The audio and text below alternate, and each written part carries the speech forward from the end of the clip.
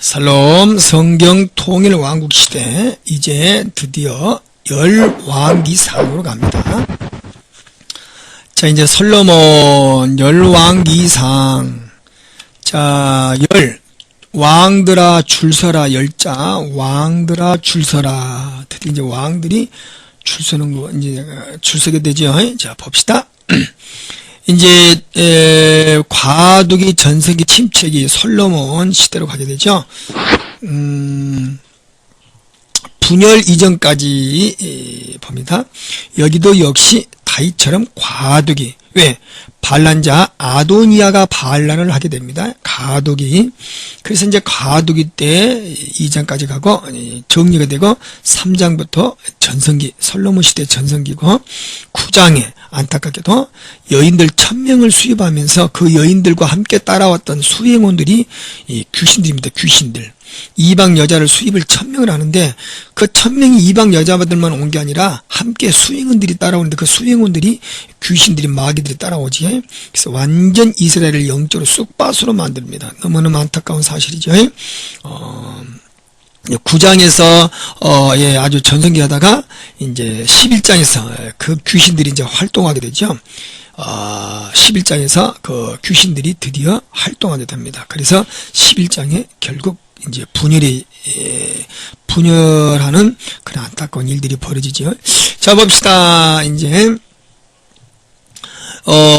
솔로몬 시대의 성전 건축이 6장, 에스라 시대의 6장에서 솔로몬 성전은 이제 열왕기하 25장에서 불타고, 에스라 시대 6장, 에스라 6장에서 다시 재건축, 느헤미야 6장에서 성벽 건축, 다 성전에 관계된 것들이죠. 성전 건축, 성전 재건축, 그 다음에 느헤미야 6장, 느헤미야 성벽 건축. 이렇게 됩니다. 자, 봅시다. 여기도 이제 집안 싸움, 네 번째 반란자, 아도니아, 드디어 이제 다윗이 죽게 되죠. 다윗이 천국 가는 시기가 가까워져서 이제 그 왕권을 솔로몬에게 이어줍니다. 그때 1장 5절, 열왕기상 1장 5절 보면 학기스의 아들 아도니아가 내가 왕이다. 왜 아도니아가 왕이라고 그래요? 이 다윗의 첫째 아들 암논, 둘째 아들 길르압, 셋째 아들 압살롬이 죽고 나서 마지막 넷째 아들 아도니아가 된 넷째 아들. 그러니까 누가 왕권을 자동적으로 이어받아야 돼요? 아도니아가. 근데 한참 어린 축에 있는 이 솔로몬이 왕권을 이어받는 거예요. 그래서 아도니아가 아도네 머리가 돌아버려요. 아도네 그래서 아도니아가 돼버린 거예요. 그래서 이제 반란을 일으킨 거죠. 이때 이제 다윗이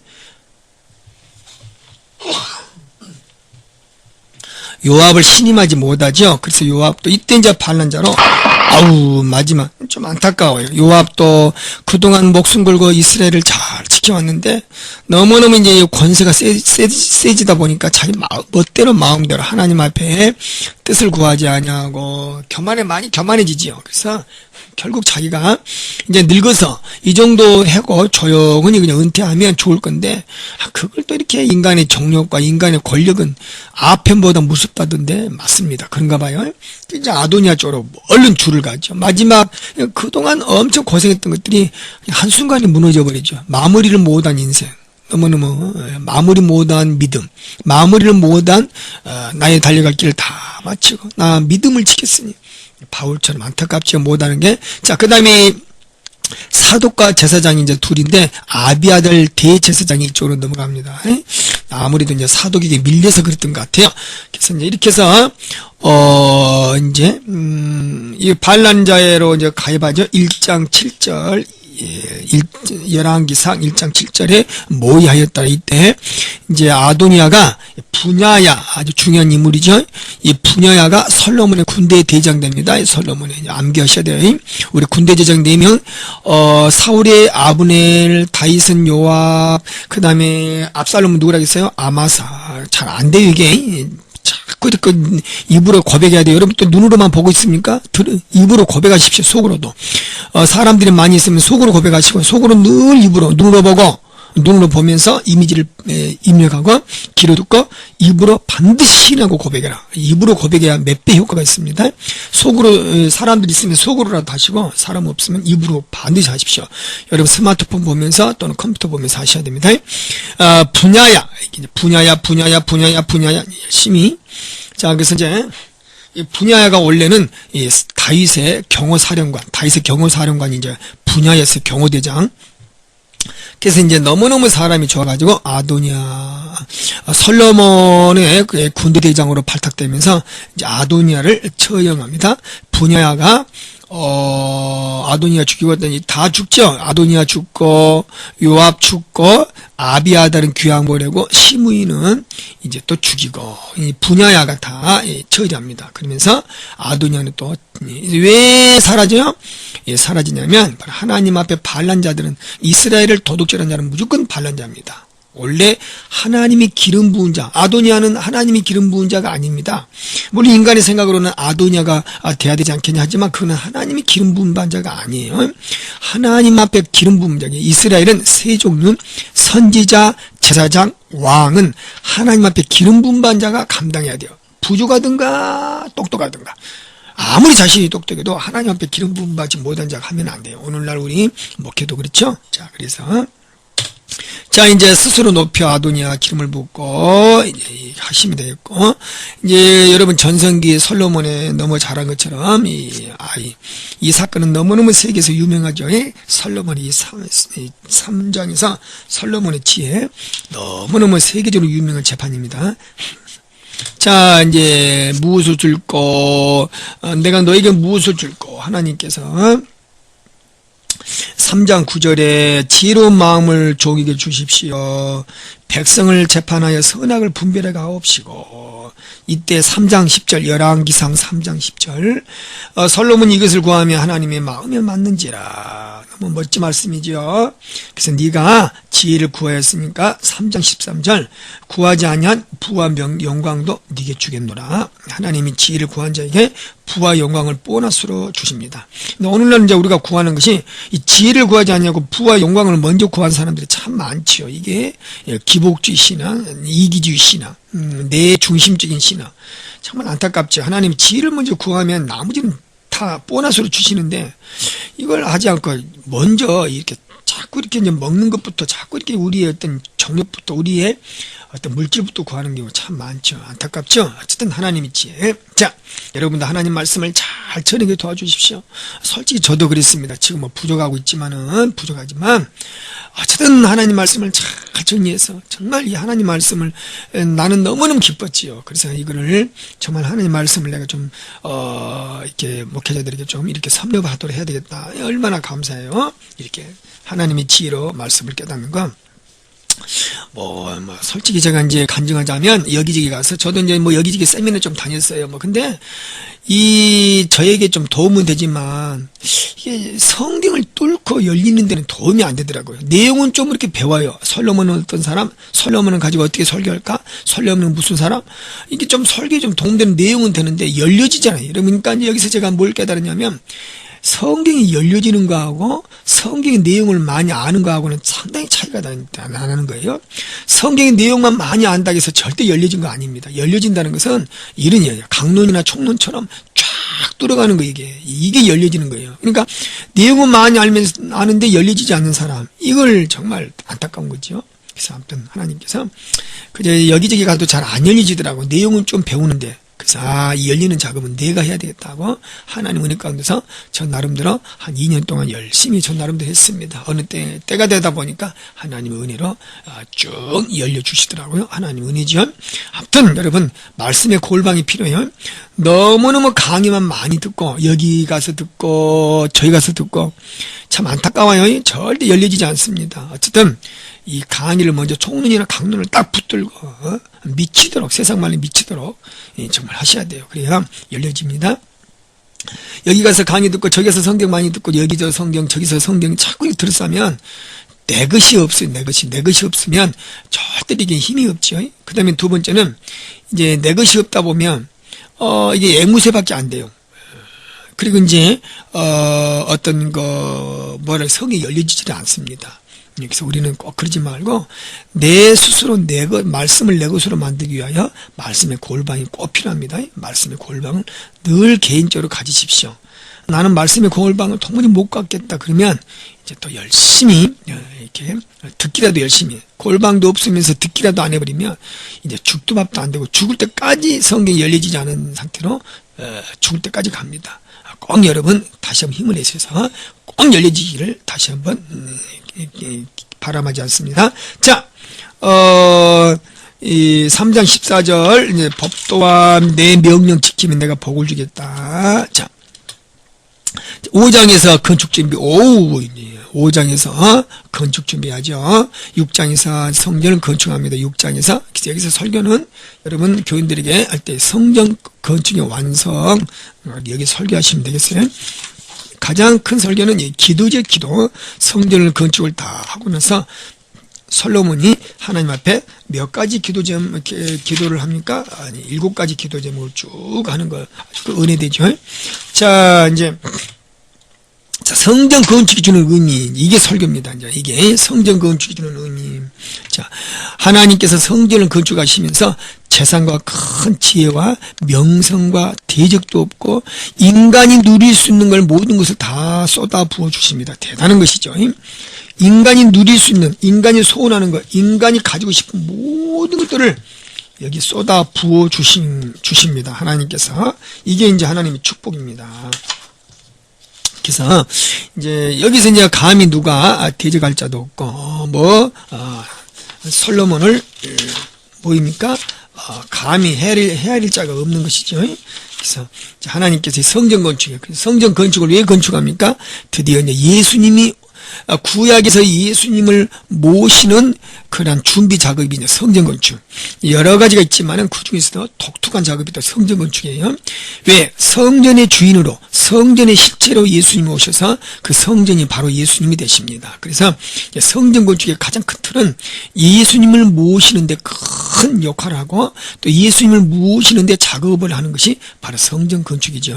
지금 여러분 영상 보면 이렇게 축하잔치, 폭죽이 떨어지죠. 폭죽이, 아이고, 감사할 일이죠. 자, 그래서 하나님의 영광이 8장 4절 보면 가득하고, 8장 10절, 8장 11절, 하나님의 영광이 가득하는 것을 볼 수가 있습니다. 그래서 8장 31절, 여기 설교는 성전 건축의 의미, 예수님을 모시는 작업, 또 하나님이 이스라엘 백성에게 가까이 계시는, 그는 가까이 다가오시는 것, 세 번째로는 이스라엘 백성들의 모든 중심이 이제 성전.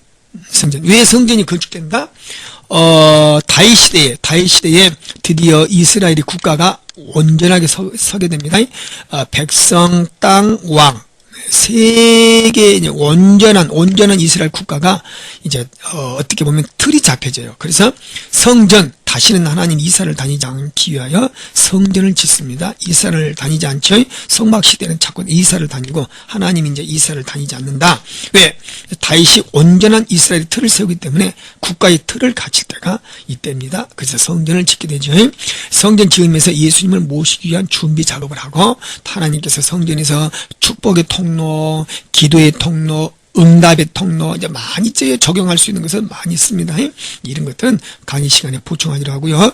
어쨌든 이런 것이 성전이 아주 중요해요. 예수님을 첫째 모셔오는 것. 마태복음 21장에 성전을 향하여 나귀 타고 가시는 예수님. 거기서 드디어 성전의 주인이 이제 나타나십니다. 마태복음 21장에서 이루어지십니다. 스가랴 9장 9절 보면 성전의 주인이 나귀 타고 들어가신다. 그게 마태복음 21장에 완성되죠. 자, 참고로 이제 성전이 이제 여러분 설교는 어떻게 해요? 먼저 여기 성전의 건축 의미 열심히 하셔야 되고, 그다음에 이제 8장 31절부터 8장 52절까지 보면 7가지 기도 제목이 있어요. 꼭 암기하시면 더욱 좋아요. 예를 들어 8장 31절 보면 하나님이여 이웃에게 범죄함으로 맹세시킴을 받고 저가 와서 이전에 있는 주의 단 앞에서 맹세하거든 하나님 용서해 주시고 그랬죠. 8장 35절 하늘이 닫히고 비가 없어서 주님 앞에 벌을 받을 때에 이 성전을 향하여 기도하면 주의 이름을 인정하고 그 죄가 떼떠나게 해주시고 8장 37절 기근이나 원역이 이 땅에 가득 찰 때에 깐부기가 있을 때에 시들거나 곡식이 시들 때에 메뚜기나 황충이 나거나 적국이 와서 성읍을 에워싸거든 무슨 재앙이나 무슨 질병이 있을 때에 이 성전 향하여 기도하면 하나님 들어주셔서 쭉 7가지 기도 제목 아주 은혜가 돼요. 성전 건축할 때 이런 말씀이 참 좋지요. 자, 결론은 어떤 성전을 왜 건축했을까? 그 다음에 이제 쭉 몇 가지 이야기하고 그 다음에 여기서 성전을 위한 기도, 성전을 바라보면서 위한 기도. 오늘날 성전은 우리 마음이 있고 예수님이시지만 성전의 기능적인 역할은 이제 교회가 한다. 그래서 교회에도 적용하면 좋고 어느 교회 이제 입당 예배나 이럴 때 참 좋은 설교입니다. 자, 이 정도 이제 넘어가고 이제 꼭 나오죠. 나오네요. 여기 나오네요. 솔로몬의 기도 여기서 이제 7가지를 쭉 이렇게 하시면 되겠습니다. 은혜가 되고 자, 여기 언약 중에 내가 성전을 통하여 너에게 인간이 누릴 수 있는 축복을 다 준다. 모든 축복을 다 준대. 그 대신 해야 될 일이 있어요. 해야 될 일. 자, 9장 3절 꼭 암기하셔야 돼요. 너희가 원하는 모든 것도 인간이 누릴 수 있는 것을 다 주는데 그 대신 9장 3절 내가 너의 건축한 이전을 거룩하게 구별해라. 이전을 뭐하게 해라? 거룩하게 구별해라. 아무튼 거룩하게 9장 3절에 구별해야 된다. 이게 숙제예요. 만일에 이천을 거룩하게 구별하지 아니하면 9장 7절 나오네요. 9장 7절 만일에 거룩하게 구별하지 아니하면 내가 이스라엘 나의 준 땅에서 끊어버릴 것이요 내 이름을 위하여 내가 거룩하게 구별한 이 성전이라도 내 앞에서 던져버리리라. 그렇죠. 던져버리겠다. 다 짓밟아버리겠다 이 말이에요. 그러니까 이스라엘 백성들은 복을 받은 만큼 또 열심히 건축을 이 성전을 거룩하게 구분하고 성결케 해야 돼요. 이 성전을 자, 그래서 이제 9장 3절 또 보면 9장 3절 보니까 내가 나의 눈, 참 의미 있는 말씀이요. 나의 눈과 또 뭐요? 나의 마음을 항상 이 성전에 두겠다. 항상 여기 있을 것이다. 9장 3절 아주 또 의미가 있죠. 나의 눈과 나의 마음, 하나님의 마음과 눈이 항상 이 성전을 떠나지 아니할 것이다. 라고 이제 말씀을 하시면서 성전을 잘 구별하고 성결케 하기를 하나님이 원하십니다. 자, 그래서 이제 얼마나 하나님께서 이제 얼마나 복을 주셔서 많은 것들을 누리는 가운데 이제 이스라엘 백성이 얼마나 복을 받았든지 가장 큰 축복이 뭐예요? 영의 축복도 있고 물질의 축복도. 아주 은이 그냥 너무 흔해가지고 돌보다 은이 흔했다. 얼마나 참 은혜를 누렸든지 엄청 많은 사람들이 와가지고 저공을 바치고 대적도 없고 질병도 없고 정말 이스라엘 백성들이 가장 행복하고 가장 복받고 사는 시대가 이 솔로몬 시대였다고 할 수 있습니다. 그래서 이제 이들이 이제 성전 건축하고 나서 얼마나 많은 축복을 누렸던 거. 그런데 이제 안타깝게도 이 축복을 보관을 못하지, 보존을 못해. 안타깝게도 이게 이제 11장에서 항복. 이제 솔로몬이 여자들을 많이 수입합니다. 왜 많이 여자들을 수입해요? 보니까 이 열왕기상 11장 1절 보니까 솔로몬이 바로의 딸 외에 이방 여자들을 사랑하였더라. 이제 11장 2절 하나님께서 일찍은히 솔로몬에게 나타나서 이방 여자들과 결혼하지 말라, 서로 통혼하지 말라 계속 말씀하셨더라. 만일에 솔로몬 네가 이방 여자들과 결혼하고 친해지게 되면 이 나오네요. 이게 이제 문제예요. 11장 2절 그들의 신들을 따르게 되리라. 그들의 귀신에게 넘어가리라 그 말이에요. 그러니까 하나님께서 이방 여자들과 함께 이렇게 이방 사람들과 하지 말라는 것은 그들이 이방 여자들이 오면서 그들의 호위병, 그들의 함께 왔던 그런 호위병이 뭐요? 귀신들입니다. 귀신들. 여자들만 온 게 아니라 영적으로 귀신들이 몰려오기 때문에 하나님이 절대로 함께. 11장 4절에서도 솔로몬이 나이가 많을 때에 그 여인들이 그의 마음을 돌려 다른 신들을 따르게 하였더라. 11장 4절 바로 나옵니다. 이렇게 말씀하셨음에도 불구하고 11장 3절 보니까 약 1000명을 솔로몬이 여자를 수입합니다. 그럼 왜 여자를 수입했냐? 솔로몬이 이제 하나님의 능력과 하나님의 기도와 하나님의 영성으로 서 있으면 이방 나라들이 감히 대적할 자가 없다고 분명히 말씀했지, 우리 성전 건축할 때. 그런데 솔로몬이 이제 마음이 약해지고 믿음이 떠나다 보니까 이방 나라들과 친해가지고 자기 세력을 확충시키고 싶은 거예요. 그래서 옛날에 우리가 과거의 구약시대 보면 이방 나라들과 사돈 관계를 맺죠. 사돈 관계 맺어가지고 서로 침입하지 않고 자기의 권세를 좀 이렇게 넓히고, 그 다음에 서로 전쟁하지 않냐고 친하게 지내보겠다. 근데 인간적으로는 그게 맞는 말인데, 하나님이 영적으로 볼 때는 그들과 친해지면 귀신들이 들어오기 때문에 하나님은 하지 말라는 거예요. 걱정 말고 나만 잘 섬기라. 내가 다 하나님께서 영적으로 쓰기만 하면 너희들에게 축복을 주겠다. 그리고 이미 성전 지을 때에 그 거대한 축복을 받았지만 이게 한 20년도 못 가서 이게 깨져버린 겁니다. 너무 가슴이 아프죠. 11장에 보면 잘 나와 있습니다. 11장 1절부터 11장 8절까지 보면 이제 이 사람이 이제 완전히 노망해가지고 11장 5절 이방 여자들이 와가지고 오빠 솔로몬 오빠 그러다 보니까요, 오빠 하다 보니까 아이고 그냥 다 할렐루야 하면서 그들의 이제 요구사항이 뭐예요? 11장 5절 이방 여자들이 우리 신은 아스다로 신, 우리 신은 뭐 밀금 신이, 우리 신은 무슨 신이에요? 그 나라 신마다 전부 다 여자들이 이제 솔로몬을 향하여 오빠 따라다니면서 우리 신을 좀 우리나라에서 섬겼던 그 우상숭배, 귀신 신전을 좀 하나씩 지어주세요. 다 지어주는 거예요. 보니까 성경 보니까 11장 7절 모압에 가증한 금오수를 막 지어주면서 예루살렘의 앞산에 산당을 엄청 몰록신, 뭐 밀곰신, 뭐 아스타로신, 뭐 금오수신 얼마나 많이, 이게 이제 도망했죠. 그래서 이제 11장 8절 보니까 이방 여인들을 위하여 다 그와 같이 한지라 그들이 자기 신들에게 분향하며 제사했더라. 신명기 7장 보면 신명기 7장이 참 잘 나와 있어요. 이방 사람들과 언약도 하지 말고 그들을 불쌍히 여기지도 말고 혼인도 말고. 왜? 신명기 7장 4절 그들이 그렇게 하게 되면 너희들을 유혹하여 여호와를 떠나고 다른 귀신들을 섬기게 함으로 한다. 분명히 옛날부터 말씀해 주셨습니다. 가끔 교인들이 묻습니다. 솔로몬이 더 잘한 거 아니냐? 이방 사람들과 사이좋게 지내야지. 아닙니다. 구약은 그게 아니에요. 구약은 그게 아닙니다. 오늘 우리도 똑같습니다. 우리 적용할 때 오늘도 우리가 이방 사람들과 너무너무 친해지면 안 되죠. 우리가 그들을 위해서 전도하고 그들에게 목적이 그런 거지. 그 사람들이 모든 친해져 가지고 너무 그들과 함께 빠지면 신앙생활에 많은 지장이 있고 유혹이 따라옵니다. 이런 것이죠. 자, 어쨌든 그래서 하나님께서 이제 11장 9절에 안 되겠다. 나오네요. 마음을 돌이키고 예루살렘 앞에 산당을 많이 지어주고 그 하나님께서 나라를 찢어버리겠다. 나라를 드디어 찢습니다. 그 나라를 찢었던 원인에 대해서 이제 우리도 잠시 살펴보도록 합시다. 이제 드디어 분열 왕국이 시작됩니다. 안타깝죠?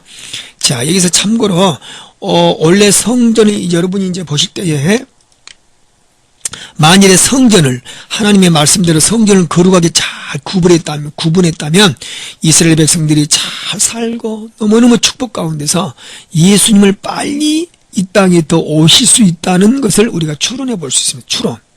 성전이 잘 정결케 보존되고 그러면 오는데 안타깝게도 성전이 너무너무 더러워지다 보니까 이 더러워진 성전을 누가 와서 성전 깨끗이 하세요. 성전 깨끗이 하세요. 성전 깨끗이 하세요. 누가요? 선지자들이 등장합니다. 이제부터 그래서 선지자들이 등장하는 이유는 성전 깨끗이 해라 그 말이에요. 지금처럼 성전이 깨끗이 하라는 말은 성전의 빗자라고 청소기 가지고 청소 잘하라는 뜻이 아니고 영적으로 성전을 깨끗이 해라, 성결케 해라. 그거는 우리 마음, 그 당시에 이스라엘 백성들의 마음을 이방신을 버리고 오직 하나님께 돌아오라. 모든 이방신을 다 다 제하여 버리라. 성전에 이방신들을 절대로 두지 말라. 성전은 여호와의 거룩한 전임이라. 그런 뜻을 말해요. 그래서 선지자들이 와가지고 이제부터 성전이 더러워지니까, 다시 말하면 이스라엘 백성들의 마음들이 더러워지고 생활들이 더러워지고 성전이 막 이방신으로 가득 차니까 선지자들이 와가지고 이러지 마세요. 이러면 안 됩니다. 회개하고 돌아오세요. 성전을 깨끗이 하세요. 이방신을 버리세요. 이 선지자들의 핵심이죠, 그게. 그러니까 이 선지자들이 안 와도 되죠. 오는 것이 더 안 좋은 거예요. 그러니까 선지자들이 많이 오는 시대는 은혜가 되지 않는 시대. 선지자들이 안 와야 좋은데, 선지자들이 온다는 것은 은혜가 떨어지고 죄가 많다는 거예요. 그러니까 성경에서 선지서가 없는 것이 오히려 더 좋습니다. 근데 이게 너무 죄가 많아가지고 어쩔 수 없이 선지서가 들어오게 되는 것이죠. 좀 안타깝죠. 그래서 이제 선지서는 엄청 구약에서 두껍습니다. 거의 예를 들어서 거의 50%를 차지하지만은, 그러나 내용적으로는 그렇게 많은 게 없어요. 내용은 간단해요. 회개하십시오. 이방신을 버리십시오. 여러분 하나님께 돌아오십시오. 성전을 깨끗이 하십시오. 다른 내용. 그래서 이제 선지서는 자세히 할 필요가 없는 것이죠. 여러분 이해하셔야 됩니다. 선지서는 자세히 할 필요가 없고, 왜? 내용이 거의 비슷하기 때문에, 거의 비슷해요. 선지자들이 왔던 그 목표가 동일하기 때문에. 그래서 열심히 해라기도 안 해요. 선지서가 어렵고 그러니까 그렇지 않아도 않습니다만은, 어쨌든 선지자들이 말하는 선지서는 그렇게 자세히. 여기서 이제 안타깝게도 선지서가 참 오는 게 참 은혜스럽지 않는 것입니다. 자, 이제 분열왕국 찢어집니다. 왜 찢었는가? 하나님께서 찢었던 것들은 이제 순수하게 찢었던 원인은 순수하게 유다 백성을 이제 보존하시고, 자, 나중에 봅시다. 이 문제는. 자, 솔로몬 때 찢어집니다. BC 932년 이거 암기하시면 좋아요. 여로보암, 북쪽 이스라엘 왕, 첫째 왕 여로보암, 밑에 르호보암, 19명 왕들, 20명 왕들, 마지막 호세아 왕, 시드기야 왕. 이거 암기하시면 좋아요. BC 586년에 멸망하고, BC 722년, 그 다음에 932년까지. 자, 여기서 이제 선지자들이 많이 들어옵니다. 엄청 많이 들어오네. 맞아요. 그러니까 이 선지자를 여기서 정리하지 않고 따로 한 곳씩 정리하면 엄청 이게 열려지지 않습니다. 제가 말했던 대로 성경 각 장을 공부하게 되면 이게 안 열려요. 그래서 이제 우리가 강의하는 것도 각 장을 하는데 역사적인 순수의 비례를 따라서 이 각 장을 하게 됩니다. 자, 봅시다. 여러분 암기하시고. 이제 드디어 두 나라, 열왕기상 12장. 왜 두 나라요? 자, 12장. 한 나라가 두 나라로 찢어졌네. 12장이 어떤 뜻이요? 한 나라가 두 나라로 찢어졌네. 12장. 원래 이스라엘은 한 나라인데 두 나라로 찢어졌어요. 그래서 12장 두 나라 나오네요. 12장. 옳지. 이게 왕들이 두 줄로 섰어요. 한 나라가 두 나라로 찢어지면서 왕들이 두 줄로 섰어요. 그래서 몇 장까지? 22장까지 가죠. 22장까지 가고 아합이 몇 장에서 등장해요? 16장. 12장, 13장, 14장, 15장 약 4장 빼고 나머지는 전부 아합에 대한 이야기입니다. 이게 이제 초점이에요. 초점. 여러분이 분열왕국 열왕기상에서 아합만 잘해도 3분의 2는 끝난 거예요. 이게 이제 논리지, 논리. 자, 왜 아합이 등장해요? 너무너무 악랄한 짓을 하기 때문에 바알신을. 오히려 아합은 회개행위는 더 열심히 우상숭배를 섬기죠. 아주 정말 악랄한 자죠. 자, 12장 찢어지고 16장 아합의 아버지 오므리가 16장인지 아합의 가정 오므리 왕조가 시작돼서 16장 암기하셔야 돼요. 꼭 암기하셔야 됩니다. 어떤 경우에도 암기하셔야 돼요. 16장 오므리 왕조 가장 악랄한 왕조가 16장에서 등장합니다. 17장에 엘리야가 가서 아합이여 회개하세요. 하나님의 사랑이에요. 그래도 바로 죽이지 않냐고 회개하라고 얼마나 많은 시간들을 주지요. 하나님이 살려보려고 웬만하면 살려보려고. 그렇지만 하나님의 이 사랑을 거역을 거부합니다. 하나님 앞에 거부하죠. 자, 그래서 이제 찢어지네요. 자, BC 932년에 찢어진다. 그래서 이스라엘, 사마리아, 유다. 왜 찢으시는가? 왜 찢으시는가? 그 이유에 대해서 이제 물론 첫째는 우상 숭배인데, 자, 우상 숭배를 함으로 하나님이 성전 건축할 때 돈도 주고 물질도 주고 뭐 건강도 주고 뭐 인간이 누릴 수 있는 많은 영적 권세를 다 줍니다. 이 거대한 축복을 누가 이제 귀신이 충만해서 이스라엘 땅에 이 거대한 축복을 귀신이 충만한 거예요. 귀신들이 너무너무 충만해가지고 이 거대한 축복을 귀신들이 이제 활용을 하는 거예요. 오늘날 우리도 똑같습니다. 하나님이 가난할 때는 너무너무 기도하고 그럴 때 하나님께서 복을 주셔요. 그 복을 받는 것을 잊어버리고 하나님의 영광보다는 어떤 사단의 영광 위해서 사단을 위해서 사단의 도구로 축복을 쓰는 거예요. 그러면 하나님은 거두하시는 거죠. 똑같습니다. 그렇게 비유하시면 돼요. 오늘 우리에게도 주신 건강, 우리에게 주신 물질을 다 걷어가죠. 왜? 사단이 오히려 그걸 활용하기 때문에. 주의 영광 위해서 활용하라고 주셨지만, 마찬가지로 이스라엘의 모든 이런 축복들을 사단이 이제 이용해 먹습니다. 그래서 이 축복을 찍고, 그 다음에 순수하게 찢음으로 나타나는 게 이제 약화가 되죠. 그들의 세력이 약화가 된단 말은 약해져요. 세력의 첫 번째 약해진 게 이제 이 땅, 므낫세 반지파, 갓지파, 루벤 지파에게 줬던 이 땅을 빼앗깁니다. 요단강 오른쪽을 빼앗기고 아주 약해져요. 외적의 침입에 시달리게 되고 하나님이 주신 이 재산들을 물질들을 다 빼앗겨 버리고 그런 거지요. 그렇게. 왜? 마귀가 이제 역사하는 거죠. 자, 그래서 이제 또 두 번째는 유다 지파로서의 순수하게 예수님의 혈통을 이제 보존하시죠. 예수님의 혈통을 보존하시고 유다 지파를 좀 순결하게 만들어서 자, 이런 의미에서 하나님이 이제 찢으십니다. 자, 그 다음에 이제 다른 신들을 진노 하나님이 빼앗았더라 나오네요. 우리 이제 도표를 보면서 나옵니다. 북쪽 이스라엘은 왕족을 암기할 필요는 없어요. 왕들을 다 암기하면 좋은데 암기하지 않는 것보다는 암기하면 좋은데 암기 안 해도 설교하거나 가르친 데는 전혀 지장 없습니다. 멀티미디어는 다 이렇게 나왔기 때문에.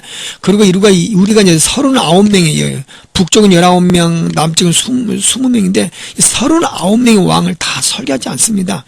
더더구나 강론은 정말 안 해요. 그럼 너무 지루하고 그러기 때문에 그 암기할 필요는 없어요. 암기하지만 몇 사람만 암기하면 돼요. 아합의 집안이나 뭐 여기서 이제 하나님 앞에 악랄하게 살은 놈들은 므낫세나 북쪽은 아합, 아래쪽은 므낫세, 무지 악한 놈.